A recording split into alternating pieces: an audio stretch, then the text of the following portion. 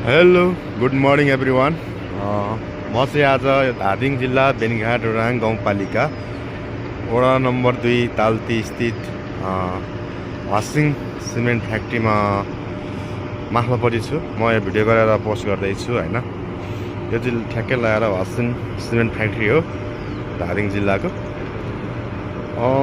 यो cement factory उत्पादन हुन थालेको चाहिँ अब हुन्छ नि विगत 7 वर्षदेखि नै सञ्चालनमा आइरहेको छ। विशेष गरी यो कम्पनी भनेको अब चाइनिज फ्याक्ट्री हो होइन। चाइनिजहरू आएर खोलेको छ। यस्तो देखिन्छ यो बिहानको अब मौसम हो।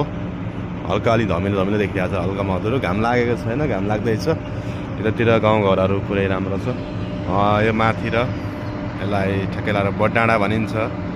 यो चाहिँ ठ्याक्कै धादिङ जिल्ला। अनि यो डाँडा उतापट्टिबाट चाहिँ फेरि मकवानपुर जिल्ला पनि पर्छ होइन। मकवानपुर पनि भेट्छ यो डाँडादेखि उता।